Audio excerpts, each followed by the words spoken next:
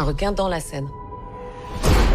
Olá, está começando mais um episódio do podcast Papo de Cinema e dessa vez vamos falar sobre o filme Sob as Águas do Sena. Esse filme já vem sendo comentado há alguns dias, está bombando na Netflix e que bom que a gente vai gravar agora umas 2 semanas, uns 15 dias, um pouco depois de todo esse buzz que está rolando aí, porque agora a gente vai acalmar um pouco e a gente vai conseguir conversar com um pouco mais de tranquilidade em relação a esse bombardeio gigante de informações que a galera, né, promoveu aí nas redes sociais em volta desse filme que é trash, que não é trash, que é bom, que não é bom, que faz sentido, que desrespeitou os cientistas. Os cientistas estão odiando Sob as Águas do Sena. E para a gente conversar sobre esse filme está aqui Marcelo Miller, que escreveu Sobre as Águas do Sena lá no Papo de Cinema, que tem todas as críticas de todos os filmes que estão bombando. É isso, Marcelo? A gente se esforceja, como diz no interior, né? A gente faz uma força danada para estar aí, inclusive oferecendo para o nosso leitor, para o nosso ouvinte, material, conteúdo sobre esses grandes sucessos, até para a gente conseguir também fazer, mensurar tudo isso, né? Então é um prazer estar aqui contigo para a gente falar sobre Sob as Águas do Sena, esse filme que está, como tu falou, bombando na Netflix, embora nós sejamos cada vez mais desprovidos de instrumentos para entender o que é um sucesso da Netflix, né? Porque a gente não tem uma métrica, diferentemente dos cinemas em que a gente sabe a quantidade de público, de dinheiro arrecadado. Nos streams a gente não sabe disso, né? A gente usa como parâmetro, assim, às vezes as bolhas que estão falando muito sobre o filme e lá o próprio parâmetro da Netflix, né? Com os filmes, o top 10. Mas, né, longe Que de é o mim querer top colocar 10? em xeque né, a veracidade disso. Mas a gente acaba, nós, enquanto jornalistas, acabamos ficando sem parâmetros para quantificar esse sucesso. Fato é que o filme está, né, fazendo muito sucesso e as bolhas aí estão falando muito sobre o filme. Então, bora falar sobre esse tubarãozinho. Mas acho que esse é o gancho perfeito também para a gente falar. Mas vamos falar também dessa coisa de cinema trash, enfim, que é o termo que tem sido usado bastante para falar sobre as águas do Sena. Mas antes disso, eu quero pedir para você que está aí assistindo no YouTube, por favor, dá o curtir aí, dá o likezinho aí no nosso episódio, porque ninguém aqui é palhaço e a gente não está fazendo isso aqui de graça, né? E por favor, se inscreva no canal. E se você estiver no Spotify, por favor, se inscreva e nos dê as 5 estrelinhas porque é muito importante para a gente cada vez ranquear melhor. Ou seja, quando você escrever cinema lá na sua plataforma de áudio, vai aparecer o Papo de Cinema. Antes da gente falar do filme, vamos falar de cinema trash. Agora eu vou entrevistar o Marcelo Mira. Marcelo, Sob as Águas do Sena é um filme trash de conceito, porque não pode ser como causa. Porque ao longo dos anos, né, desde sempre, desde os primórdios, cinema trash, a gente meio que conheceu antes de se tornar um gênero, como um filme de baixo orçamento, que ele tem as suas maquiagens, ele tem seus monstros, seus personagens de uma forma meio tosca, entre aspas, porque não tem dinheiro para fazer algo melhor. Com o tempo, ele se tornou um conceito. Sob as Águas do Sena é um filme que bate quase 25 milhões de euros. Ou seja, ele tem dinheiro para fazer alguma coisa melhor. Mas desde o início ele se propõe a ser um filme com seus efeitos visuais, né? Porque o tubarão do filme, ele não é um tubarão real, assim como do Spielberg, por exemplo. Ele é um tubarão de efeitos especiais. E mesmo assim, ele é tosco. Tu acha certo a gente chamar Sob as Águas do Sena um filme trash? E o quanto que tem de trash nesse filme? Eu não acho nada certo, aliás, eu acho muito estranho uma galera classificar esse como um filme trash, porque eu acho que tu falou muito bem na tua introdução, a gente não tem os parâmetros concretos para classificar ele como um trash. É um filme de um orçamento considerável, especialmente para um filme europeu, 25 milhões de euros, é um orçamento muito bom. E quando a gente fala de cinema trash, a gente precisa também separar o que é feito com pouco orçamento sem a consciência de que esse trash é uma linguagem que foi sendo desenvolvida ao longo da cultura pop. Então a gente vai pegar alguns filmes que muitos consideram trash lá dos anos 50, dos anos 60, que realmente precisavam transformar as suas precariedades de produção em linguagem e faziam isso muito bem, muitas vezes. Né? Até porque quando a gente fala desse cinema trash, a gente está falando sobre esse cinema que tem pouco valor de produção, ou seja, tem pouco valor justamente para investir valor monetário, para investir em construção de cenário, em construção de efeitos especiais, efeitos práticos, de qualquer pirotecnia, ou mesmo de cenários e tudo mais. Quando a gente fala de tubarão e a gente fala de trash, a gente vai lembrar direto da cinesérie, TV-série Sharknado, que são filmes que abraçam desde o seu conceito essa ideia do cinema trash. Não existe ali nenhuma intenção estética ou narrativa de fazer um filme, entre aspas, sério sobre tubarões, que leve em consideração uma plausibilidade científica e até mesmo leis da física, leis da natureza. Isso tudo é subvertido porque o filme parte, os filmes da série Sharknado partem da ideia de que o absurdo é o limite, né? E que quanto mais absurdo, melhor. Por isso que até os tubarões são toscos, tudo é tosco, porque faz parte de um conjunto estético muito coerente. Goste-se ou não do filme, ele é coerente. Sob as Águas do Sena não pode ser enquadrado nisso. É um filme com orçamento considerável, é um filme que tem, inclusive, atores e atrizes conhecidos no cinema europeu. A Berenice Bejo, inclusive, conhecida mundialmente, porque é uma das estrelas do Artista, que ganhou o Oscar. Então, eu acho muito... Ela, inclusive, foi indicada ao Oscar. Exato. Então, assim, eu acho, Vitor, até um gesto de condescendência tu dizer que esse filme é um trash. Porque se a gente classificasse Sob as Águas do Sena como um filme trash, a gente partiria de certos parâmetros para classificar, para entender o filme. E não é o caso. A gente está diante de um filme que ele tenta ser muita coisa, nós vamos desenvolver isso ao longo desse episódio. Que é um filme que flerta com a ideia do eco-horror, que é um filão muito importante no cinema, que flerta com a ideia do filme catástrofe, que vai tentar também ser um pouco aquela coisa do filme de alguém que está consumido por uma obsessão, uma coisa meio Moby Dick, né? A personagem da Berenice Bejo tenta ser meio que um Capitão Ahab do Moby Dick. Tem tanta coisa que tem até assim uma possibilidade muito mal desenvolvida de a gente entender um abismo geracional do discurso dos ecologistas, né? Especialmente quando a gente tem os ecologistas mais jovens ali metendo os pés pelas mãos. Enfim, a gente vai falar muito sobre isso, mas eu acho de cara muito errado a gente dizer que Sob as Águas do Sena é um filme trash, porque se ele fosse, Vitor, talvez um filme feito por um grande estúdio, se ele fosse um mega tubarão da vida, ele não seria classificado como trash. Talvez essa classificação parta de um preconceito por a gente estar falando de um filme catástrofe, um eco-horror que seja europeu, que não seja norte-americano, hollywoodiano. Então, tu já parte de uma ideia de um preconceito de precariedade. Então, eu acho errado. Acho errado. É que eu acho que o próprio. Tem que ser classificado como outra coisa. É que eu acho, Marcelo, que a própria diferenciação que a gente faz entre o cinema sério, como tu disse, entre aspas, e o trash, é que aquela coisa assim, é feio rir. A gente pode lembrar daquele festival que o Tarantino tem nos Estados Unidos só com filmes B, que eu acho que é Grindhouse Festival, o nome do festival. E daí tem uma Exato. passagem famosa, até um jornalista conta essa história, que uma vez o Tarantino viu um cara rindo dos efeitos do filme, ou seja, não era uma cena para rir. E o cara viu uma pessoa da plateia, assim, do público rindo, e o Tarantino não gostou, ele se sentiu ofendido e foi lá e pediu para o segurança tirar o cara e foi lá e deu uma palestra. O cara disse assim: não é para rir, você não é mais do que os filmes, você não pode rir do cinema e tal. Então é uma coisa assim. Ao Uh, Tarantino. e eu acho que a partir disso também se usa isso como um subterfúgio, sabe? Aí tu usa isso como um braço, por exemplo, mas, cara, tem tanta coisa Sob as Águas do Oceano que não funciona, abre tantas abas, se coloca de uma forma meio séria e depois tu vê que a coisa descamba. Ai, mas vocês estão levando a sério. Este não é um filme para ser levado a sério. Pera lá, meu amigo. Ele tenta se colocar a sério diversas vezes. Tanto é que introduz alguns temas que são muito urgentes e muito caros à nossa sociedade contemporânea, entende? Então, eu acho que também isso é usado um pouco como uma muleta, né, Marcelo? Com certeza. Eu acho que vem dessa questão da condescendência, né, Vitor? Porque a gente ouve muito por aí, especialmente quando se fala de filme de gênero, comédia, ficção. Mas a crítica leva a sério demais.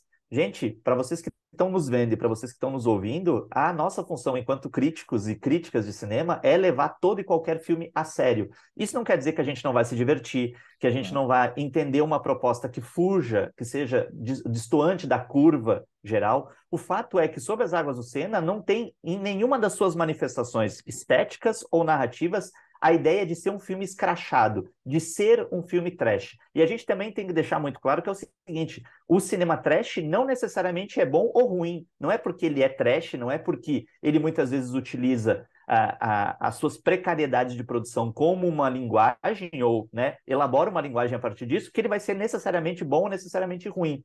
Tu falou do Tarantino, o Tarantino é um cara que gosta muito de um cinema que é o cinema B. Quando a gente fala aqui também sobre cinema B, é bom deixar claro que a gente fala de um tipo de cinema que na Hollywood clássica não eram as produções principais, a gente tinha sessões duplas, né? E o filme B era aquele filme que tinha mais liberdade, que era feito com menos dinheiro e Não, que e ele era muitas um vezes, aquecimento, se exibia antes do filme exato. principal. E até por ter menos pressões, né, Vitor? Por não ter que dar tanto retorno financeiro, por não ter grandes estrelas, geralmente eram filmes, a gente agora vê historicamente, filmes muito interessantes, até muito, às vezes muito mais interessantes que os filmes As, justamente pela liberdade de tocar em assuntos que eram considerados tabus, em brincar com esse tipo de coisa. Então, assim, o Sob as Águas do Sena é uma outra coisa. Ele é uma tentativa da Netflix de criar uma nova franquia global. Porque como a gente viu, e a gente vai destrinchar isso ao longo desse episódio também, Sob as Águas do Sena se passa em Paris. Mas como a gente vê no fim do filme, talvez o plano seja daqui a pouco a gente ter Sob as Águas do Rio de Janeiro, Sob as Águas de Veneza, Sob as Águas de qualquer cidade que tenha alguma comunicação litorânea, né? Exato. E dentro disso a gente pode, até antes de terminar esse primeiro bloco, Marcelo, e daí no segundo a gente fala mais sobre o filme, é citar, por exemplo, isso que tu disse de tu usar como conceito e não como causa. Por exemplo, o filme Planeta Terror, do Robert Rodrigues, é um filme que tem grana, que tem oportunidade, sabe, que pode ser um filme sério, que tem condições para isso, mas usa elementos desse cinema trash de conceito para transformar ele num filme cheio de loucuras. É, porque esses filmes B, esses filmes trash, nem todo filme B é trash, nem todo filme trash é um filme. É, geralmente um filme trash é um filme B. Mas eles, né, cresceram na história do cinema ao ponto de a gente ter cineastas como Robert Rodrigues, como Quentin Tarantino, fazendo uso dos elementos dele dentro de produções caras, né? Então, é claro que quando o Robert Rodrigues no Planeta Terror bota uma mulher com uma metralhadora no lugar da perna, ele não está fazendo nenhum tipo de proposição séria com aquilo. Ele está, na verdade, trabalhando o que a gente chama no cinema de exploitation, a exploração daquele elemento, né? É o sensacionalismo, é a falta de sutileza. Então, assim, a gente tem vários exemplos, né? Nós recentemente gravamos um podcast aqui sobre o Furiosa, uma saga Mad Max. O próprio Mad Max, né? O Estrada da Fúria, que é o filme que jogou a saga para um outro lugar, a gente pode dizer, né, Vitor? É um filme de linguagem B com um orçamento de 150 milhões de dólares, né? É um filme que vai trabalhar essas questões, que vai ser muito fiel à sua produção lá paupérrima dos anos 70, né? Claro, né, com uma grande eloquência muito maior, mas é um filme que faz alusão a isso. Perfeito. Estão aí as armas, todas as ferramentas para que você ingresse com a gente nesse segundo bloco, onde a gente vai dissecar o tubarão de Sob as Águas, os tubarões de Sob as Águas do Sena. Antes disso, fica aí com um recadinho muito importante do nosso editor-chefe, Robledo Milani. Até mais. Olá pessoal, aqui é Robledo Milani, editor-chefe do Papo de Cinema, e você está acompanhando o nosso podcast. Agora, estamos dando uma respirada na conversa, não apenas para retomar o fôlego, mas também para lembrar você de que esse espaço também é seu, sabia? Pois os parceiros do Papo de Cinema tanto podem sugerir os temas a serem debatidos nesse momento de troca e de discussão, como também negociar conosco inserções comerciais, divulgando o seu produto, evento, filme ou marca. Fala com a gente, manda um alô por aqui, por qualquer um dos nossos perfis nas redes sociais. E você sabe, estamos no Instagram, no Twitter e no Facebook, ou mesmo lá no site, pelo nosso e-mail papodecinema@papodecinema.com.br. Estamos esperando pelo seu contato, viu? Tenho certeza de que vai ser massa demais contar com você ao nosso lado, tornando esse Papo de Cinema ainda mais amplo e diverso. Bora lá?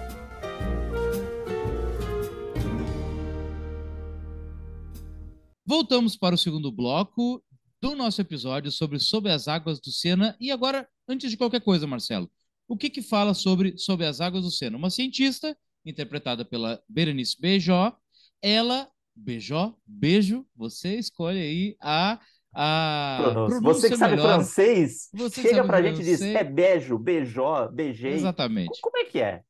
Ela é uma ambientalista hiper preocupada com as questões relacionadas ao mar. Já no primeiro momento do filme, a gente percebe, ela tinha ali o seu namorado e uma equipe, né, de parceiros que ajudavam ela na limpeza dos mares, a estudar, né, o cotidiano dos animais marinhos em meio à hiperpoluição dos mares, né? E ali ela descobre a nossa querida. Como é que é o nome da nossa tubaroa, Marcelo Miller? Lilith. Lilith, para quem não Lilith. sabe, é um nome bíblico. Seria a primeira mulher de Adão renegada. E a Lilith, ela é essa tubaroa que se mudou, se modificou geneticamente ali por questões de poluição, né? Então, aí entra o eco-horror que o Marcelo mencionou, né? Porque ela se tornou um monstro a partir da ação humana. Então, ela, sim, já, isso não é um spoiler, na primeira cena ela já mata toda a equipe da nossa querida cientista interpretada pela Berenice Pejó, e essa tubaroa se torna uma obsessão da nossa cientista, e isso vai se intensificar porque essa tubaroa vai sair do mar e vai entrar no Rio Sena, na capital parisiense. Até aí, Marcelo, ali no início do filme, tirando Ok. a parte em que a tubaroa arrasta ela lá para a zona abissal e ela não fica E, surda, é, tá, o sabe? filme até mostra um sanguinho saindo do ouvido dela, Pensei, mas, gente, ficou surda, né? Ficou surda. Não, ok, ela não não fica ficou. surda. Ela Não, e não ficou surda. a pressão atmosférica também teria jogado o cérebro dela para casa do caralho, mas até aí tudo bem. Se o filme conseguisse sustentar essas incoerências científicas, tudo certo. E se o filme abraçasse, olha, vamos ser incoerentes cientificamente por conta de um espetáculo, beleza? Não é o que o filme faz, né, Vitor? O filme tenta, inclusive, a todo momento nos explicar cientificamente. Existe uma tentativa de uma construção de coerência ali que ela é contradita por esses momentos, ou até por aqueles momentos que parece de cine trash, né, Vitor? De eles transitando no mar assim, e não tem plástico no mar. É assim, parece uma indústria de polímero e com um pouquinho d'água, que é um exagero que caberia muito bem no exploitation, no cine trash, mas que aqui ele é meio contraditório, levando em consideração a construção narrativa de um filme que tenta, que almeja uma coerência. E aí o que a gente tem? Essa questão que tu falou do eco-horror, né? É interessante. A gente tem filmes aí, por exemplo, Godzilla é um dos grandes personagens que saíram dessa vertente do eco-horror, que é justamente isso que tu falou, né, Vitor? É a natureza transformada em algo monstruoso pela ação do homem. Só que o filme também não aborda isso de uma maneira tão interessante assim, porque a Lilith não é um monstro. A Lily é só um animal geneticamente modificado que está buscando sobrevivência. Ela está buscando sobreviver, ela não é naturalmente agressiva. E o filme vai meio que tropeçando nessa construção da Sim. obsessão da cientista por ela, né? Porque essa obsessão vai se perdendo pela tentativa do diretor de construir outras coisas. Se o filme fosse focado nessa obsessão, ou se o filme fosse focado. Porque a partir do momento que a Lilith mata toda a trupe, inclusive o marido da personagem da Berenice Bejo, o que acontece é que se estabelece uma ligação emocional entre elas, né? O que poderia ser essa obsessão. E isso o filme perde de vista em vários momentos quando tenta desenvolver essa história, né, mais profundamente do eco-horror, dos ambientalistas mais jovens que se fodem pura e simplesmente porque são inconsequentes. Aliás, aqueles ambientalistas parece que começaram no ambientalismo há 3 dias, né? Porque tem um comportamento que é um comportamento despropositado, né? Então, o filme se perde muito nisso. Ele podia ser um espetáculo muito interessante, especialmente levando em consideração que é um filme de efeitos especiais feito na Europa, longe de Hollywood, embora mantenha laços com Hollywood, Eu acho isso, mas não faz, né? eu acho muito importante isso, Marcelo, porque é uma tecla que eu bato muito, e eu acho que, né, tu concorda também em certo ponto, mas isso é uma briga que deve acontecer com o artista, sabe? A gente percebe muito quando o cineasta, quando o roteirista pensou num macro que não pôde ser comportado depois numa montagem, sabe? Então é aquilo que a gente sempre acaba batendo nas críticas, abriu muitas aspas, abriram-se muitos assuntos que depois não foram capazes de se correlacionar. É muito difícil, e é por isso que existem as obras-primas, tu conseguir dar conta de tudo que tu quis abordar. E a gente percebe, bom, a gente só percebe que Sob as Águas do Sena abre muita coisa que não consegue desenvolver. A gente não sabe até onde o cineasta filmou tudo isso, desenvolveu tudo isso e depois suprimindo isso tudo para a gente servir em menos de 2 horas, né? O nosso querido filme aí, de menos de 2 horas, para a gente se deliciar na nosso streaming caseiro. Mas é isso mesmo, Sob as Águas do Sena é um bom exemplo de que, cara, ambientalismo, terror, displicência de governo, sabe? Tudo isso tem que entrar ali dentro desse conjunto que não funciona. E dentro disso, Marcelo, a gente, de novo, vai falar sobre Tubarão, que foi o primeiro de todos, né? Não só que inaugurou os blockbusters, mas também que, pô, trouxe o Tubarão aí pro mundo, sabe? eu acho que o grande trunfo que faz a obra-prima do Spielberg é mostrar pouco o tubarão. E aí a gente Claro. fica naquele ambiente do suspense, sabe? Legal que eu descobri a roda agora, né? Eu acho que o que o Spielberg fez ali é genial. Então, tipo assim, então, tipo assim, mostra pouco o tubarão e é isso que faz a gente gostar tanto. Pô, o tubarão da nossa querida Lilith ali aparece o tempo todo. A gente vê ele o tempo todo, entende? A gente, além de vê-lo o tempo todo, ainda depois se reproduz e faz 1 milhão de tubarão que a gente não consegue se identificar, sabe? E outra coisa, ela ganha muita agressividade sem muita explicação. Porque, como a gente mencionou no primeiro momento do filme, ela só tenta fugir, ela só quer se proteger, e logo ela fica séria, ela fica braba de um jeito em que ela quer matar todo mundo. E isso não se explica. Por quê? Porque ela está encurralada no rio. Pô, mas se ela tá encurralada no rio que tem peixe, ela estaria tranquila, de uma certa forma, sabe? E tem algumas coisas que são esquemáticas ali, Vitor, que, como tu falou, né? Tem certos momentos que a gente não sabe a quem atribuir responsabilidade, né? Pode ser que o cineasta tenha filmado e não tenha editado, pode ser que a produtora tenha cometido ingerências ali no processo, mas tem coisas que a gente pode colocar na conta do Xavier Gens. E também você que sabe o francês, você me corrija a pronúncia, por favor. Aliás, né? Por favor, faça isso. Algumas coisas a gente pode colocar na conta dele. Por exemplo, essa ideia de um Estado negligente que está no tubarão e é chupada do tubarão, né, de um prefeito que diz assim: ah, tem um tubarão ali, foda-se, vamos continuar fazendo um evento aqui, porque senão eu vou perder dinheiro. No filme do Spielberg, de 75, isso é brilhante.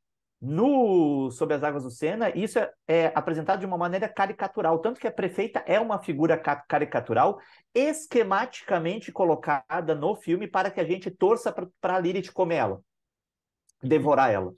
Esquematicamente para que a gente fomente essa expectativa. Ainda sobre as expectativas e ainda sobre a conta que a gente pode colocar, né, os problemas que a gente pode colocar na conta da direção, é o fato de que, isso que tu falou eu acho perfeito, o tubarão aparece demais, então sobra pouco mistério no filme. E quando a gente fala sobre um suspense, porque o Sob as Águas do Sena, né, majoritariamente é um suspense, existe um princípio inalienável, olha que bonito, Vitor, inalienável no suspense, que é a dúvida.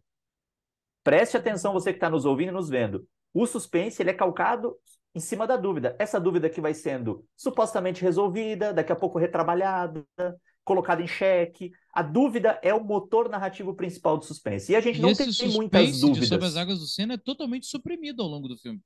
Exato. Então, assim, porque o filme não se decide entre ser um filme catástrofe, um filme de drama, uma investigação de personagem, uma investigação de obsessão e tampouco um suspense. Tanto que as cenas em que a Lilith ataca, especialmente essa cena que a Lilith ataca aqueles ambientalistas jovens que estão no fosso tentando ali fazer alguma coisa, é uma cena muito mal filmada.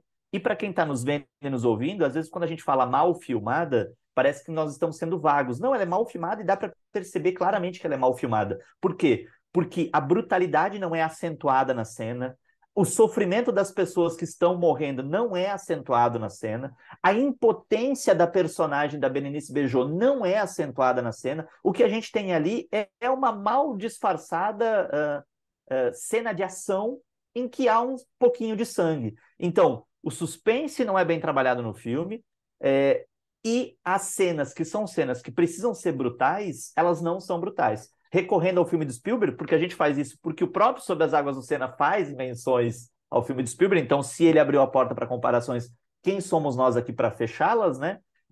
As cenas, por exemplo, das pessoas morrendo, elas são cenas envoltas numa expectativa muito grande, porque a gente tem muitas vezes uma câmera subjetiva, a gente tem uma trilha sonora que é muito importante para criar essa ambiência, essa expectativa, e a brutalidade ela é muitas vezes sugerida e mais impactante do que a brutalidade gráfica do Sob as Águas do Sena. Aliás, comparar os dois filmes é comprovar que nem sempre a violência graficamente apresentada ela é emocionalmente impactante como uma violência sugerida. Claro, quando tem qualidade. Às vezes uma violência gráfica é muito incrível quando ela é bem construída.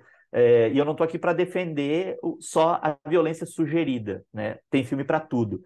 Mas o Sob as Águas do Sena, eu confesso, Vitor, que não sei por que está fazendo tanto sucesso, porque ele é um derivativo de tantas outras coisas. É claro que para uma plateia mais jovem, talvez ele se apresente como né, algo que inventou a roda. Mas a gente pode dizer assim, gente, dê uma pesquisadinha aí em eco-horror. Tem toda uma gama de filmes que vocês podem assistir que apresentam isso de uma maneira bem mais interessante. Como o filme Catástrofe, porque o filme, lá no final, meio que, né, se coloca como um filme catástrofe, né, Vitor? Com uma coisa que acontece em Paris aí, uma inundação. Eu acho importante tu mencionar isso, porque no final, agora com spoilers, Paris inteira é submersa de uma maneira que fez pouquíssimo sentido, né? Dentro disso que a gente conversou entre que Nenhum, a na gente pode verdade, né? chamar de sério e o que a gente pode chamar de bobo, mas Paris inteira dá a entender que o mundo inteiro foi submerso. Só que assim, aí tu vê que esse filme foi criado para se tornar uma franquia, sabe? Que o Sim. filme talvez não tenha sido pensado como um filme só. Talvez algumas respostas desse primeiro filme sejam colocadas num segundo ou num terceiro filme, só que não é a maneira mais correta de se fazer, né? E daí esse filme acaba se tornando, talvez lá pelo terceiro capítulo, algo trivial, algo banal, algo que a gente pode jogar fora. Então, vamos É, esperar agora o que a dona Netflix vai trazer pra gente, com outros artistas, com outros países, sob as águas de outros rios, e que a gente espera aí que tenha um pouquinho mais de cuidado na hora da construção de algum suspense, como o Marcelo disse, e também do terror, se for se assumir de fato, como um Sharknado da vida, né, Marcelo? e só para terminar, para a gente entender, inclusive, a prioridade do filme, as prioridades do filme, quando a gente tem o surgimento ali da ideia do filme Catástrofe, que é com Paris sendo submersa por conta de uma série de eventos, a preocupação do filme não é em criar uma tensão por conta daquilo ou nos chocar por conta daquilo. A preocupação do filme não é essa, a prioridade do filme não é essa, e a falta de prioridade nesse sentido enfraquece essa ideia do filme catástrofe. Porque a prioridade do filme é mostrar que Paris foi inundada, que as águas subiram e que os filhotes da Lilith podem chegar ao mar. Ou seja, se eles chegarem ao mar, se eles chegarem aos oceanos, eles podem se espalhar pelo mundo inteiro. Ou seja, a ideia do filme catástrofe só existe para sugerir uma franquia. Ou seja, é uma, é uma motivação muito mais mercadológica do que narrativa, dramática e cinematográfica. Aí não dá, né, dona Netflix? Aí não dá. Paris est et sera toujours une fête, une immense fête. Bom, estamos chegando ao fim de mais um episódio do podcast Papo de Cinema. A gente espera muito que esses e outros tubarões não cheguem aos nossos rios, né? Porque a coisa já tá feia que chega. Inclusive Paris, né? Que tá aí para acontecer a nossa querida Olimpíadas. Se não tiver tubarões no Sena, a gente agradece, tá? Mas antes da gente se despedir, por favor, 5 estrelinhas se estiver nas plataformas de áudio, curtir e se inscrever se estiver no YouTube. Tá certo, Marcelo? Até o próximo episódio, meu careca preferido. Até próximo, Vitinho.